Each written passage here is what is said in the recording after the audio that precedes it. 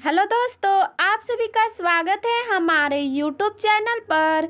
तो दोस्तों, आज हम लोग कक्षा 6 का गृह शिल्प पढ़ेंगे। आज हम लोग पाठ 9 पढ़ेंगे। हमारे पाठ का नाम है बुनाई कला। तो आज हम लोग इस पाठ से अभ्यास प्रश्न देखेंगे। चलिए पहला प्रश्न देखते हैं।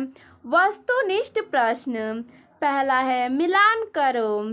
इसमें क नंबर है 11 या 12 नंबर की सिलाई। इसको हम लोग मिला देंगे। पतले ऊन की बुनाई में प्रयुक्त होती है। ख नंबर है सर्दी में। इसको हम लोग मिला देंगे। गर्म या ऊनी वस्त्र पहनते हैं। ग नंबर है समय तथा धन की बचत। इसको हम लोग मिला देंगे। घर पर बुनाई करने से होती है। और लास्ट है सलाइयाँ। इसको हम लोग मिला देंगे।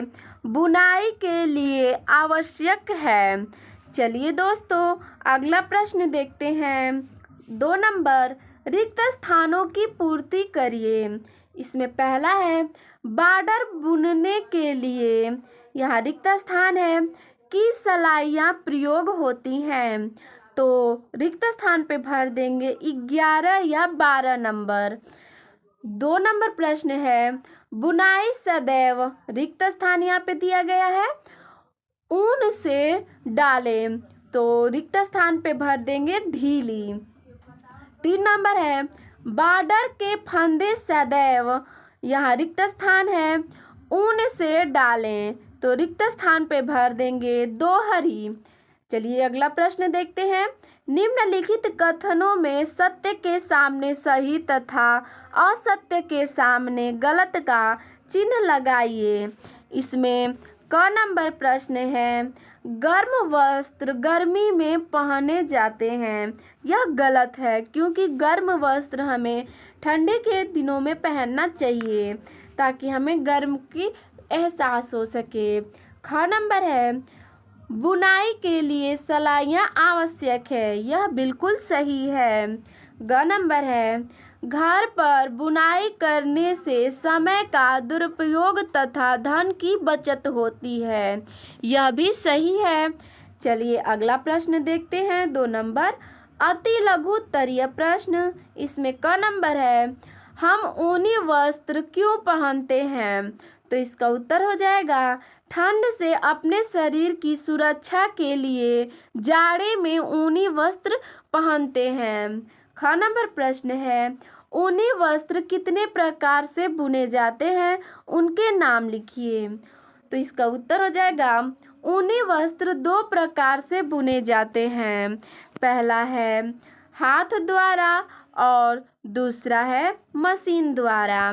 चलिए दोस्तों, अगला प्रश्न देखते हैं। 3 नंबर, लघु उत्तरीय प्रश्न। इसमें क नंबर प्रश्न है बुनाई कला का क्या अर्थ है। तो इसका उत्तर हो जाएगा कलात्मक ढंग से ऊन के फंदे बनाकर सलाइयों के माध्यम से डिजाइनदार वस्त्र तैयार करना ही बुनाई कला है। चलिए दूसरा प्रश्न देखते हैं। स्वयं बुनाई करने के किन्हीं 2 लाभों को लिखिए। तो इसका उत्तर हो जाएगा स्वयं बुनाई करने के 2 लाभ हैं। पहला, अपने मनपसंद रंग व डिजाइन के वस्त्र कम दाम में बनाया जा सकता है। और दूसरा, समय का दुरुपयोग होता है एवं धन कमाया जा सकता है। चलिए दोस्तों, अगला प्रश्न देखते हैं। 4 नंबर, दीर्घ उत्तरीय प्रश्न। इसमें क नंबर प्रश्न है ऊनी वस्त्र बुनते समय आप कौन कौन सी सावधानियां रखेंगे। तो चलिए देखते हैं हमें कौन कौन सी सावधानियां रखनी चाहिए। इसका उत्तर हो जाएगा ऊनी वस्त्रों को बुनते समय निम्नलिखित सावधानियां बरतनी चाहिए। पहला, बुनाई करने के लिए हमेशा अच्छे क्वालिटी की सलाइयाँ ही प्रयोग करें। दूसरा है सलाइयों को बच्चों की पहुंच से दूर रखें। तीसरा है साफ हाथ से बुनाई करें। चौथा है ऊन को बैग में रखें जिससे गंदे ना हो पाए। पांचवा है बुनाई अच्छी रोशनी में करें। छठवा है स्वेटर बॉर्डर गले व मुढ़ले के बॉर्डर में 11 या 12 नंबर की सिलाई का ही प्रयोग करें। और सातवां है बॉर्डर के फंदे दोहरी ऊन से डालें। चलिए दोस्तों अगला प्रश्न देखते हैं हम लोगों का ख नंबर। सीधा एवं उल्टा फंदा बुनने की विधि लिखिए।